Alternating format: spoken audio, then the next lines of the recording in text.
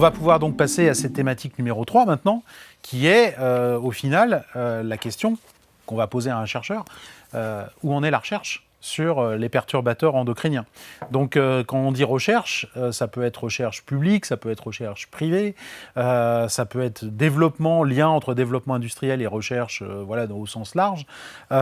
Quelles sont les avancées scientifiques qui permettent de détecter, de caractériser, d'identifier finalement la manière dont les perturbateurs endocriniens vont agir sur l'organisme? Alors justement, c'est très intéressant au niveau de recherche, parce que c'est vrai que l'idée de comprendre les perturbateurs endocriniens et pouvoir en fait protéger les citoyens, ça va être de comprendre les mécanismes d'action de ces substances. Et pour comprendre ces mécanismes d'action, il faut des méthodes, il faut des tests. On appelle ça des tests en fait. Et ces tests, en fait, c'est l'un des objectifs du projet Oberon, c'est de les développer. Donc en fait, ça va être des tests en laboratoire, expérimentaux. Donc on parle de tests in vitro, c'est-à-dire ça va être des tests sur des cellules, par exemple.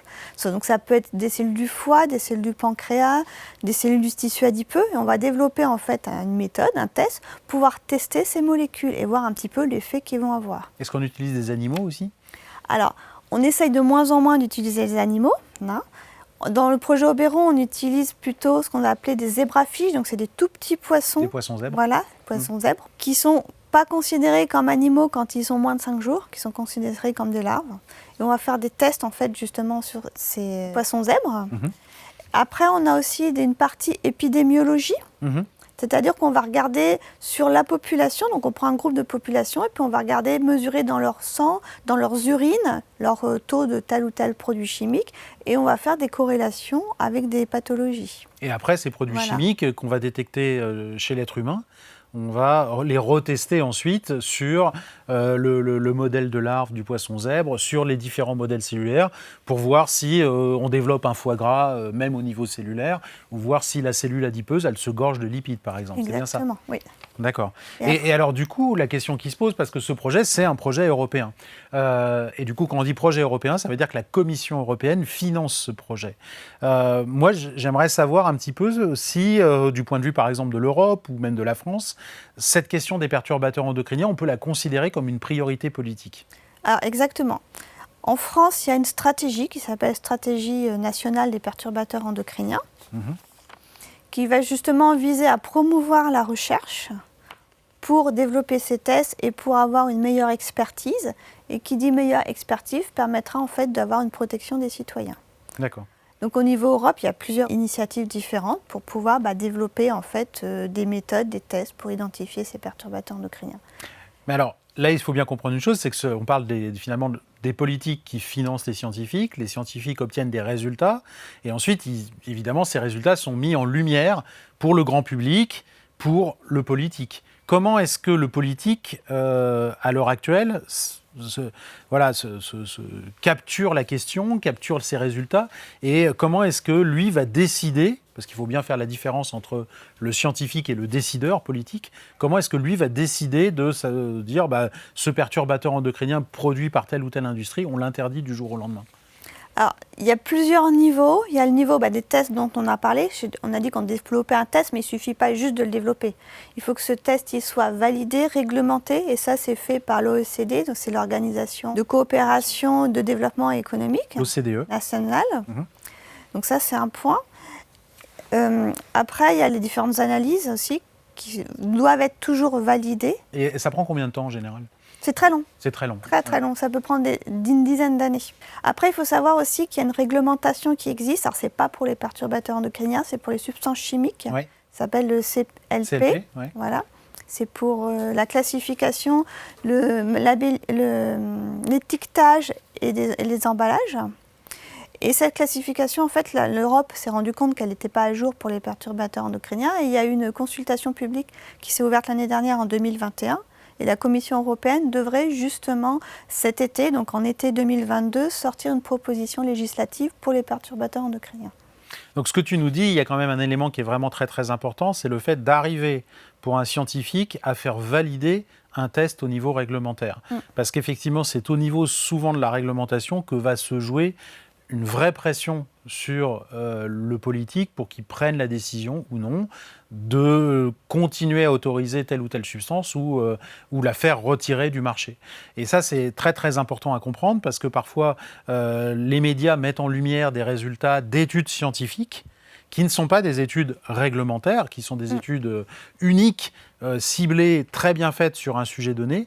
Et parfois, lorsque ces résultats arrivent au niveau médiatique, le grand public qui reçoit ces résultats ne comprend pas pourquoi la substance n'est pas interdite du jour au lendemain du fait des résultats de l'étude. Il faut comprendre que la science, effectivement, c'est voilà, quelque chose qui se construit sur le long terme et il faut une grande répétabilité des résultats pour pouvoir être sûr des éléments qu'on avance. Et le cadre réglementaire, qui est un cadre très répété, on refait des tests de manière importante, même si ça paraît long, eh bien c'est un cadre qui garantit, entre guillemets, une certaine sûreté de l'information, alors que le scientifique, quand il mène des études assez uniques, eh bien, il soulève des questions auxquelles peuvent répondre d'autres scientifiques et éventuellement dans le cadre du développement de tests. Quoi. Oui, il faut que ces tests soient faits aussi à différents niveaux, au niveau animaux, au niveau humain, enfin vraiment à différents niveaux, pour pouvoir être catégorisé comme étant par exemple un perturbateur endocrinien qui est avéré. Ouais. Très bien. Je pense qu'en fait, on a fait à peu près le tour de cette thématique numéro 3, où on est la recherche. On voit que voilà, la Commission européenne, c'est une question qui est prioritaire pour elle. Les gouvernements nationaux, du coup, effectivement, financent cette recherche-là aussi. On n'a pas parlé, par contre, je vous ai mentionné beaucoup de types de recherche, il y a aussi tout ce qui est computationnel. Oui. Voilà. Les tests, en fait, on peut les faire sur ordinateur actuellement. Donc, on parle beaucoup d'intelligence artificielle actuellement. Et effectivement, on peut utiliser toutes les données qui existent, parce qu'il y a vraiment énormément de données scientifiques qui existent maintenant, qui ont été produites par différents chercheurs. Et l'idée de l'intelligence artificielle, ça va être de combiner toutes ces informations, de créer des modèles pour prédire, justement, et prédire l'impact que pourra avoir une petite molécule chimique. Et du coup, ça peut permettre de mettre une priorité sur une substance chimique. Et justement, après, d'aller revoir les laboratoires vraiment expérimentaux. Donc tous ces éléments que tu nous as apportés sur le positionnement de la recherche nationale et surtout européenne et ce questionnement par rapport aux perturbateurs endocriniens, on voit donc que les institutions et au final les politiques portent cette question et pour eux c'est en quelque sorte une priorité. Reste après à voir comment cette priorité va être concrétisée dans les faits. Donc on voit bien qu'en fait cette problématique, c'est une problématique à la fois nationale pour les institutions comme l'INSERM, l'Université Paris-Cité.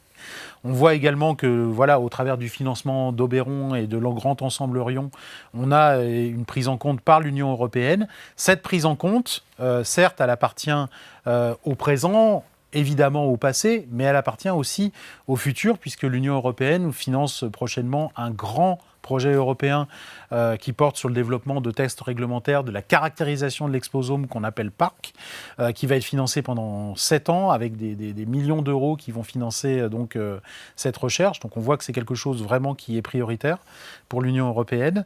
Et je sais que tu y participes, moi j'y participe et j'espère qu'on pourra effectivement vous rapporter un certain nombre de résultats prochainement sur ce nouveau projet qui est mis en place, ainsi que d'autres auxquels on sera amené à participer.